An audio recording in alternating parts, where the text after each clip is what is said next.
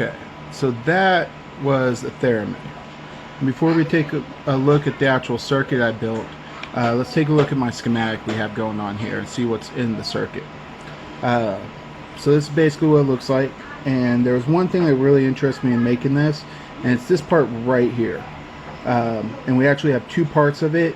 I'll explain what each part of these does real quick, and then we'll take a look at the rest of it. So this is kind of a close-up of what that circuit looks like. We have this exclusive NOR gate going on right here in the form of a 4093 CETT-1409 chip. So we have our pin 1 tied to our VCC, which is our steady input. So this will always be 1. So when the circuit starts, our capacitor is not charged over here. So we're going to have a 0 down here, which is going to give us a high output over here. So current's going to come down here through our resistor, encounter our capacitor, and start charging our capacitor. Once the capacitor reaches 2.9 volts, which is the average threshold required to activate this input, this is going to now change to a 1, which is going to change this from 1 to a 0, and our current's going to stop. Our capacitor is going to discharge, and as soon as it discharges down to 1.9 volts, then this is going to change back to a 0, this is going to change back to a 1, this is going to charge, and the whole circuit will repeat again, which basically gives us a nice little, I guess you could say, frequency generator, signal generator, but definitely a nice oscillator right there. So if you want to look at what I actually have wired up here, so let's take a look at what we got going on in our circuit. We have our VCC coming into our inputs, they'll always be high. And then our output is going to be tied back around through a 5.1K and a 10K ohm resistor. And then parallel to that, we have our 100 picofarad capacitor. We've added a connection to our antenna. So what the antenna is going to do is act as a variable capacitor, where the rod in our hand will work as one side of the conducting metal plate, and then the air will be our insulator. So with that, we'll be able to change this capacitance value. And since we're going to change both of these, that's going to change our time constant, and then that'll be able to let us adjust our frequency for this output, which I just thought that whole thing is really cool. And we can actually take a look at this part as well. So this part's similar, except instead of having it wired to an antenna, we have this 10K potentiometer. So by changing the 10K potentiometer, we'll be able to adjust our frequency, and it will be more stable, and that will maintain the same frequency, since R and C are both required for the time constant. And this will allow us to change our pitch, and that'll make sense here in a second, because as we both come out, we see that we have this one for our trimmer coming through, and we go through a 210K voltage divider, so we're going to effectively cut our voltage in half, and then put into one of the inputs of this MCP 602 operational amplifier. Our other one from the capacitor comes on, we're going to input that to 2. And so what this is going to basically work as is an adder subtractor, where this number 3 is going to be taken away from 2 and amplified to our output. And then we're going to come through, and right here, as you can see, we have a low pass filter. It will go past the through the low pass filter to this potentiometer, which is going to be 10K, and that will basically just allow us to control the volume of the circuit. It's going to encounter this 4.7 microfarad capacitor, which is going to work as another filter to filter out all the DC going through, so all we get is our nice oscillating frequency, and then finally we're going to come out through the speaker. So a couple things we can look at is what our cutoff frequency is for this filter right here. So, find that, we can do 1, then do over the value of 2 pi times our R, which is 6800 ohms, multiplied by our 1 nanofarad capacitor, or we could look at it as 1 times 10 to the negative 9th power. And we're going to see that we're going to have a nice cutoff frequency here of 23405, or about 23 kilohertz, which would make sense because the human range is 20 to 20,000 kilohertz, so we want to make sure that any of the high frequency above it is going to get cut off, so we only have sound that we can hear on that.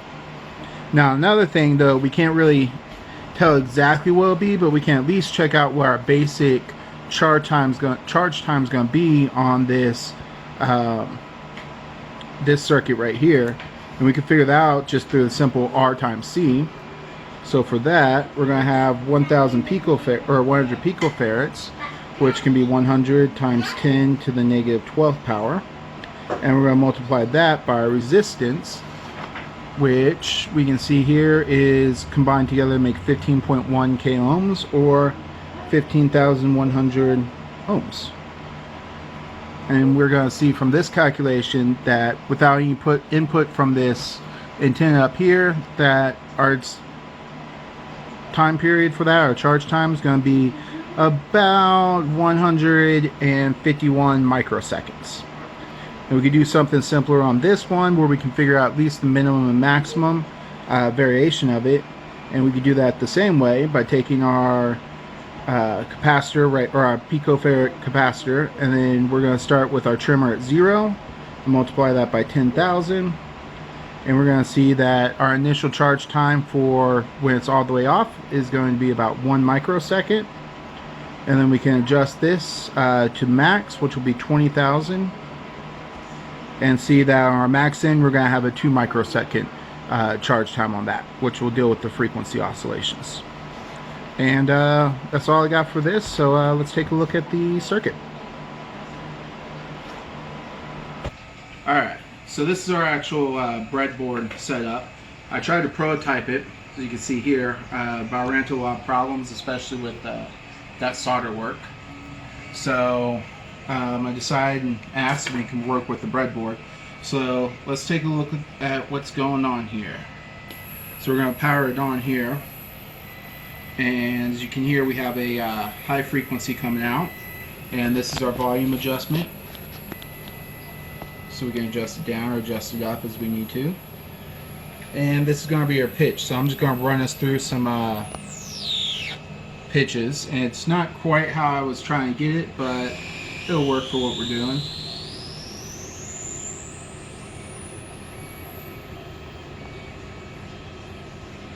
And that's kind of what we have.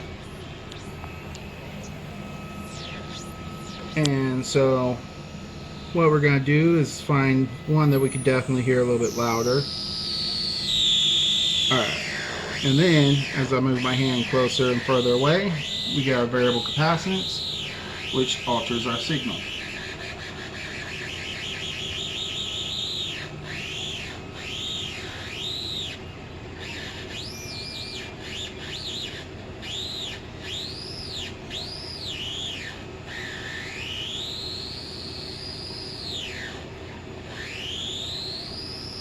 And that's pretty much it. Now, I can't play the Theremin, so I have no idea really how I would even begin to play this, so I just play around a little bit with it. But a couple things we can take a look at going on here is I have these wires sticking out so we can look at our signal coming out on my little oscilloscope. And if we jump in here, we can see our signals coming out at about 15 and a half kilohertz. 15.378 kilohertz, and we can get a nice looking form, dial it in, so that puts us within that audio range at the high side, which is why that sounds high. So we know our low pass filter is working pretty well. So let's take a gander what's coming off of our adjustable side, and this is going to the one here. You see we have different change, so let's dial this in, and maybe, yeah, that'll work. So we see we have a signal of 15 kilohertz going on, and then as I adjust, we're moving up to 15.2, 15.3, and dropping 12, 13, that's 11, 10, 9, 8, 7, 6, 5. You can see our waveform is jumping out nice and pretty as we adjust this out. So that's working exactly how we want to. Changing that time constant, which is changing the oscillation of the circuit. So we're going to jump over to our antenna side and see what's going on with our antenna now. And this one's a little bit dirtier looking, is how I would describe it. See if we can get it to something. There we go. That looks a little bit better. So we can see that we have an oscillation going on about 1.3, 1.34, 1.33, 6.663 kilohertz. And now we can look at as we play with our antenna. I'm going to adjust this so it can.